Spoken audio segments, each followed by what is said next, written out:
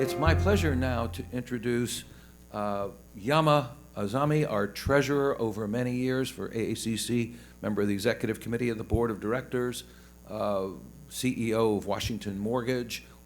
You have to bring a good mortgage industry to Afghanistan because housing is so dependent on people being able to pay over time as opposed to one lump sum. But Yama Azami is going to introduce our opening speaker, the ambassador from Afghanistan to the United States, Ambassador Hamdullah Mohib. So Yama, will you please come to the podium? Thank you. Thank you. Thank you, Don, for the nice introduction. Again, my name is Yama Azami, and I'm the treasurer with Afghan-American Chamber of Commerce. It's a great honor for us to have His Excellency Dr. Hamdullah Mohib, Ambassador of Afghanistan to the United States. He's going to be talking about looking to a brighter future, the role of a new generation of Afghans.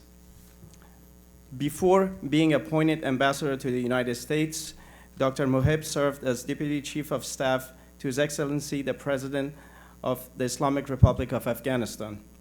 The role included oversight of the spokesperson's office, the Office of Correspondence, the Diplomatic Communications, Protocol Office, Petitions Office, and the Presidential Secretariat.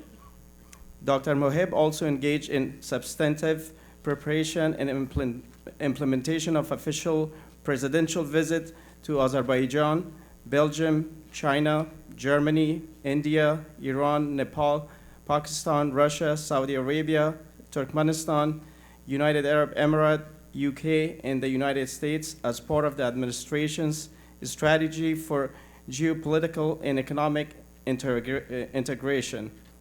Dr. Mohib led the presidential negotiation team for several intergovernment cooperation agreement in the formulation of Afghanistan's national development, realizing self-reliance reform strategy.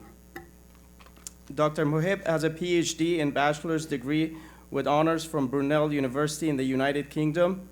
The university honored him with an award for social and cultural contributions to campus and a research scholarship to pursue a doctorate of philosophy.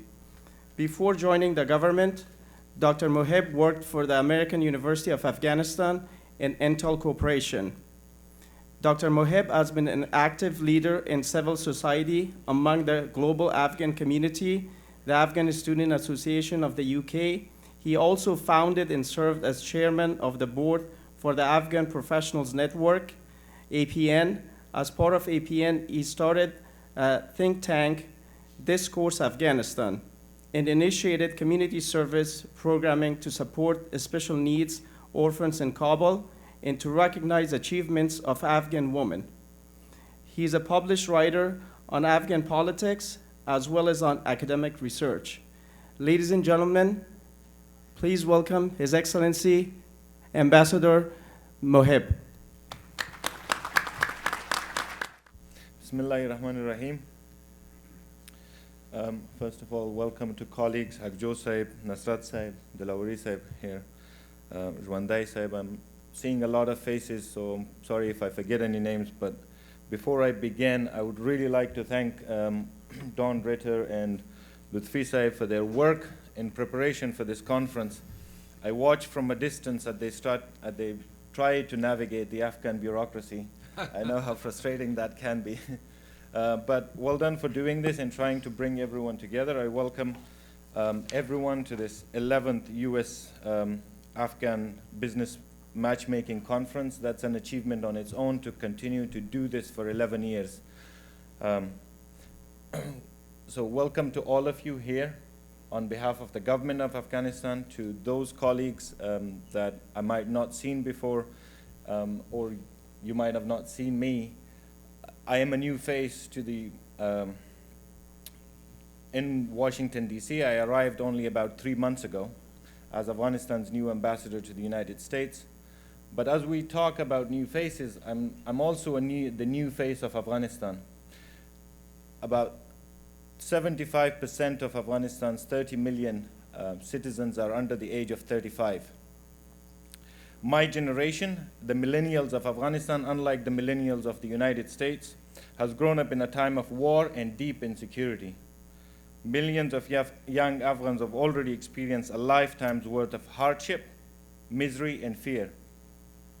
Yet, far from making us cynical or pessimistic about our future, this experience has made us determined to change things for the better, so that the rest of our lives and the lives of our children will be spent in peace, prosperity, in a fully democratic, self-reliant nation.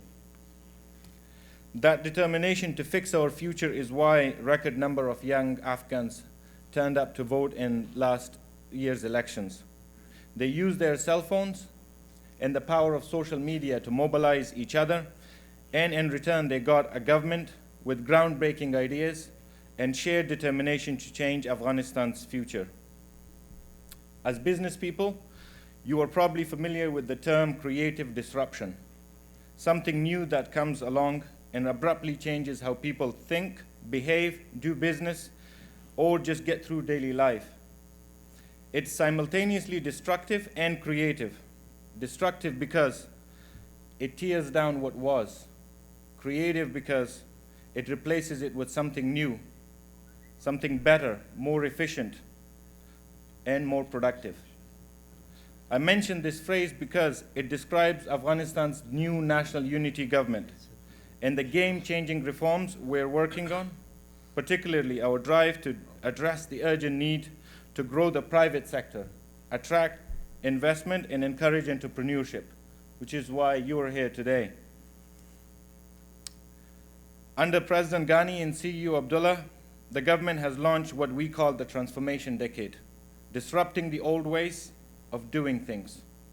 In terms of business, this means rooting out corruption, reforming bureaucracy, so you don't have to go through what we went, streamlining application and approval processes, and developing economic strategies for major industries and untapped natural resources like iron, copper, oil, and lithium deposits. As happens, anytime someone tries to upend the status quo, the government has encountered stiff opposition to its plans. There are many who don't want it to succeed for their personal interests. While this has slowed progress, it has not stopped it, and it will not. Indeed, the disruption of the old ways cannot happen quick enough. Millions of young Afghans are already in need of jobs, and there will be more in the near future. That puts pressure on the government to create jobs for certain, but it also presents an extraordinary opportunity for you, the business community. Today, 11 million Afghan students are registered in schools. There are 250,000 students that are enrolled in Afghanistan's 135 universities and institutions of higher education. These unprecedented numbers of young, educated, ambitious Afghans can be the engine that drives Afghanistan forward. When President Ghani assumed office last year, in the first ever peaceful democratic transition of power, he inherited what he called perhaps the most difficult economic situation on earth. I don't need to tell anyone here how bad it was. Hundreds of thousands of jobs were lost as a result of NATO's ISAF forces withdrawal. At least 100,000 jobs were lost in the transport sector alone, which accounted for 22% of the GDP. In addition, of course, the security situation has declined over the past year, as you may have witnessed, with stepped-up attacks from Taliban and the emergence of ISIS. So I'm not surprised to hear that Afghanistan sounds like a daunting place to invest in or do business in. But let me give you just a few examples and a few reasons that this is actually one of the best times to do both. First, this government is determined to do everything necessary to achieve peace and prosperity, and has already shown its willingness to do so by enacting tough reforms in the face of stiff opposition. In the area of corruption, we took immediate action on the Kabul bank case and to prosecute senior officials, and to date have recovered $228 million for the National Treasury. We centralized the procurement process to increase transparency and accountability and reduce opportunity of corruption. That's great news for business community like yours, who don't have to deal with all of that hassle that you had to, that you would probably be very well familiar with. 33 out of 34 senior government officials for the first time ever publicly disclosed and declared their assets. That is to make it clear to people that a government job is to do service to people, not to fill their bank accounts. We have streamlined anti-corruption efforts by removing duplication and overlapping responsibilities, such as the Attorney General's Office and the High Office of Oversight.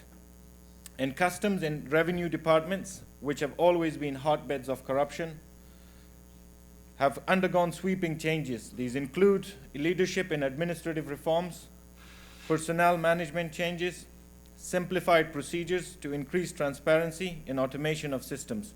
This is the first time we're meeting our goals from custom revenues. And it's simply because we're collecting more. More is going to the government's pocket. And it is by reforming, and we will continue to have those reforms in the custom sector, which once again is great news for business community. Next, on protecting the rights of business and removing obstacles to growth. This government has reached an agreement with the World Trade Organization to become a member. I'm just going to quote one of the economists, Rajiv Biswas, who says, joining the WTO will help Afghanistan to become part of the global rules-based system for international trade, which will help to improve market access for Afghan exports and help protect Afghanistan from unfair trade processes and practices by other countries that are also part of the WTO. In addition to that, we're also taking strong steps to improve our ranking in the World Bank's Doing Business indicators. This includes a new office in the Ministry of Commerce and Industries to better coordinate activities and monitor how quickly obstacles for business are being removed. Finally, the initial phase of streamlining licensing in Kabul has been completed. The major achievements of this phase were developing a regulatory framework to streamline and automate trade licensing, and the Ministry of Commerce signing a contract to construct a building where all relevant departments will be shifted in order to move towards one-stop shop clearance. On security, there is significant positive news. It may come as a surprise to you, but as an Afghan national security forces have taken full control of the security situation in the country and held their ground despite a very difficult year. There is no better news for Afghans to know that our national security forces are controlling and protecting our country and our territory from the enemies that would like to destroy it. We're very proud of their courage and commitment and patriotism. They've done a remarkable job, and it's not always appreciated by many. So I'd like to take a moment to recognize that wonderful job that they've done. As Afghans, we're very proud of them.